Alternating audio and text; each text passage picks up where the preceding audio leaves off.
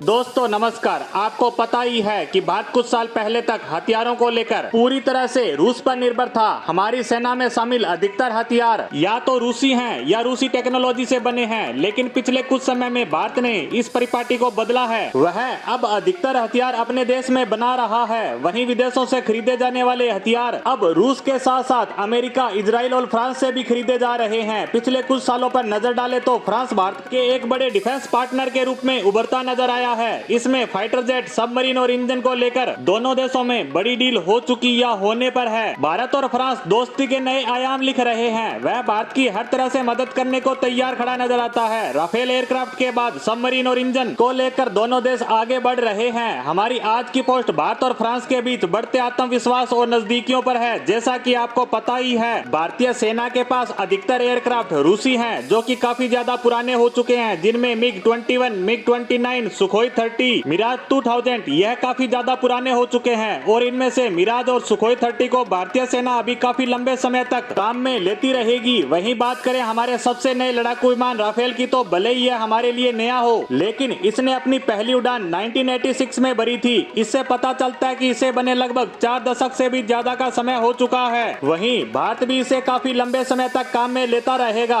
अब ऐसे में यह सवाल खड़ा हो गया है कि क्या फ्रांस इतनी लंबी अवधि तक इसकी मेंटेनेंस और स्पेयर पार्ट की सुविधा उपलब्ध करवा पाएगा। इन्हीं सब सवालों का जवाब देते हुए फ्रांस ने अब इस पर एक बहुत बड़ी गारंटी दी है। यह गारंटी उसने भारत के अलावा उन सब देशों को दी है जिनके पास या तो पहले से राफेल एयरक्राफ्ट मौजूद हैं, या उन्हें खरीदने का ऑर्डर दे चुके हैं, या राफेल खरीदने का मन बना रहे देशों को भी गारंटी देते हुए फ्रांस ने कहा है कि वह इनकी मेंटेनेंस और स्पेयर पार्ट 2070 तक बिना किसी रुकावट के उपलब्ध करवाता रहेगा। देखा जाए तो यह काफी लंबा समय है। यह गारंटी इसलिए भी इम्पोर्टेंट हो जाती है कि फ्रांस अन्य देशों की तरह 6th जनरेशन के लड़ाकू विमानों पर काम शुरू कर चुका है और वह 2035 से 40 के बीच इस एडवांस फाइटर जेट का निर्माण कर लेगा और इसके बाद इसका मास लेवल पर प्रोडक्शन शुरू हो जाएगा। इसीलिए कहा जा रहा है कि इसके बाद फ्रांस का पूरा ध्यान इन नए एयरक्राफ्ट पर होगा। तब तक उसकी सेना में शामिल राफेल विमान भी काफी पुराने हो चुके होंगे, उन्हें भी रिटायर करना शुरू कर देगा। इसीलिए राफेल के ऑपरेटर देशों को चिंता बनी हुई है कि क्या राफेल की डील उनके लिए आने वाले समय में घाटे का सौदा तो साबित नहीं होगा।